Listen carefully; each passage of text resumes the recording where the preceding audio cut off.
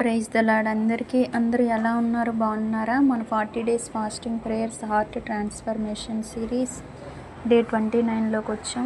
ఈ రోజు నుంచి మన హార్ట్ ట్రాన్స్ఫర్మేషన్ సిరీస్లో కొంత మార్పు అనేది జరుగుతుంది. ఇంతవరకు డే 28 వరకు మన హృదయం యొక్క మార్పు ఏ విధంగా ఉండాలి, ఏ విధంగా మార్చుకోవాలి అని అనేక థీమ్స్తో మనం మాట్లాడుకున్నాం. అయితే ఈ డే 29 నుంచి మనము దేవుడు సిలువ శ్రమలు, సిలువ యాత్ర, ఇది మనం మాట్లాడుకుంటాం. ఎక్కడి నుంచి స్టార్ట్ అయింది ఈ సిలువ యాత్ర అనే దాన్ని మనం మాట్లాడుకుందాం. ఈరోజు థీము గెత్సెమనే తోటలో యేసుప్రభు వారి యొక్క బాధ. ఫస్ట్ మత్తయి 26 వాక్యం వచ్చేసి మత్తయి 26:39. కొంత దూరం వెళ్ళి సాగిలపడి, నా తండ్రి, సాధ్యమైతే ఈ గిన్నె నా యొద్ద నుండి తొలగిపోనిమ్ము, అయినను నా ఇష్ట ప్రకారము కాదు, నీ చిత్త ప్రకారమే కానిమ్మని ప్రార్థించాను.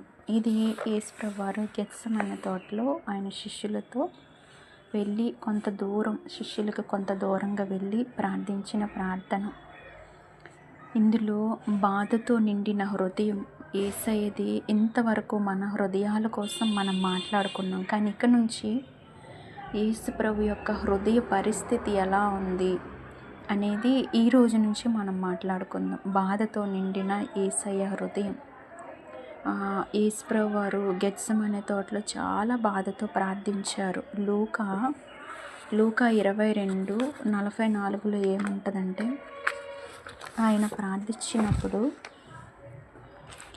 ఆయన వేదన పడి మరింత ఆతురముగా ప్రార్థన చేయగా, ఆయన చెమట నేలపడుచున్న గొప్ప రక్తపు బిందువు వలె ఆయన అంత బాధతో ఆయన ప్రార్థన చేశారు. ఎందుకంటే ఇది సాధారణ బాధ కాదు, ఇది మన మనుష్యులందరి యొక్క పాప భారం. ఈ ప్రపంచంలో బ్రతుకుతున్న ప్రతి మనిషి యొక్క పాప భారాన్ని ఆయన మొయ్యాల్సింది సిలువలో. ఆయన దేవుని చిత్తానికి లోబడ్డారు. యేసయ్య దేవుని చిత్తానికి లోబడి, తండ్రి, నా ఇష్టం కాదు నీ చిత్తమే నా ఎట్లా జరిగించు ప్రభువా, నీకు ఇష్టమైతే ఈ గిన్నె తొలగించు, ఆయనను నా ఇష్టం కాదు నీ ఇష్టమే అని. అయితే మనమైతే మాత్రం చిన్న కష్టం వచ్చినా భయపడుతుంటాం. దేవుని చిత్తం కన్నా మన ఇష్టం జరిగిపోవాలి, నెరవేర్చబడాలి, దేవుడు ఏదైనా నేను అనుకున్నదే చెయ్యాలి అన్నట్టు మన ఇష్టానికి ఎక్కువ ప్రయారిటీ ఇస్తాం. ప్రార్థనలో పోరాటం. ఆ రోజు గెత్సెమనే తోటలో యేసుప్రభు ప్రార్థనలో పోరాడారు. ఇది మనకు నేర్పేది ఏంటంటే, కష్టాలు వచ్చినప్పుడు పారిపోవటం కాదు, నీ శ్రమను చూసి నువ్వు భయపడిపోవడం, కృంగిపోవడం, ఇది కాదు దేవుడు నీకు నేర్పించినది. ప్రార్థనలో దేవుడు గెత్సెమనే తోటలో ప్రార్థనలో ఎంతగా పోరాడారు. నా రక్తము కారునంతగా పోరాటం చేసినట్లు ఆ రీతిగా నువ్వు కూడా ప్రార్థనలో పోరాటం నేర్చుకోవాలి. పోరాడే ప్రార్థన నేర్చుకోవాలి. నీ ప్రభు దగ్గర నువ్వే విధంగా ప్రార్థనలో పోరాటం అనేది, ప్రార్థనలోనే జయముంది అన్నట్టు నువ్వు ప్రార్థన చేయాలి. శిష్యుల యొక్క బలహీనత మనం చూసినట్లయితే, యేసయ్య ప్రార్థిస్తుంటే శిష్యులు నిద్రపోయారు. మత్తయి 26:40 ఉంటుంది. ఆ పరిస్థితిని వాళ్ళు బాగా టైర్డ్ అయిపోయారు. డే అంతా తిరిగి ఆ నైట్ ప్రార్థన చేయడానికి వాళ్ళ శరీరం సహకరించలేదు. దేవుడు అంటారు, ఒక్క గడి ఉండైనా ప్రార్థన చేయలేరా అని. ఇది మన పరిస్థితి కాదా? ప్రార్థనలో అలసట, దేవుని దగ్గర ఉండలేకపోవటం. ప్రియమైన దేవుని బిడ్డలారా, గెత్సెమనే తోటలో యేసు ప్రభు ఒక నిర్ణయం తీసుకున్నారు. నా చిత్తం కాదు తండ్రి, నీ చిత్తమే నా ఎడల జరుగునుగాక.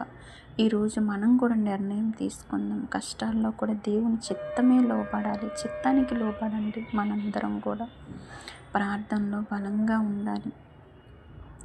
ఆ విధంగా మనము ఈ డే 29 నుంచి మనం ప్రతిరోజు యేసయ్య సిలువ యాత్ర ఎక్కడి నుంచి ఎలా మొదలయ్యింది అనేది మనం చూసుకుందాం. ఈరోజు నీ ఇష్టం కాదు, దేవుని చిత్తానికి నువ్వు లోబడు, అన్నీ దేవుడు నీకు మేలుకరంగానే మారుస్తాడు. ఈ చిన్న లిరిక్ విందాం. సిలువలో సాగింది యాత్ర, కరుణామయుని దయగల పాత్ర. సిలువలో సాగింది యాత్ర, కరుణామయుని దయగల పాత్ర.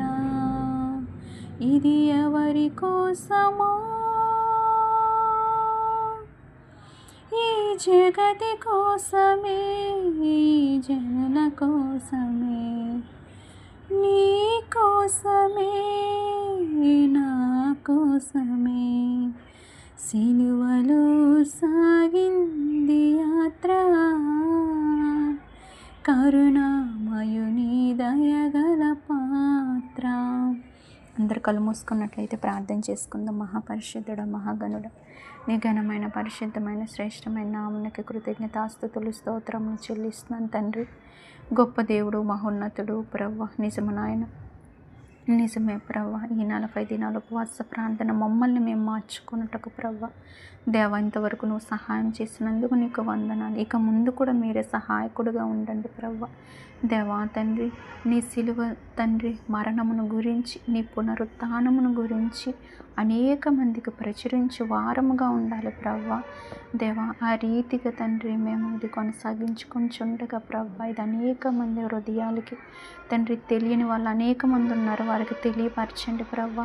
అయా, నీ సిలువ త్యాగము మరణము దేని నిమిత్తము ఎందుకొరకు అనేక మంది ప్రజలకు ప్రవ్వ తేట తెల్లముగా మీరే ప్రతి ఒక్కరితో మాట్లాడండి. వాక్యము ప్రతి ఒక్కరు హృదయంలో స్థిరముగా నాటి వాక్యానుసారంగా నడిచి జీవించే జీవితాలు అందరికీ అనుగ్రహించమని ప్రవ్వ.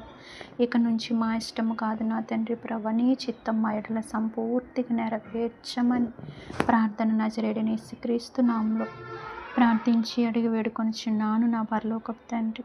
ఆమేన్. Thank you. God bless you.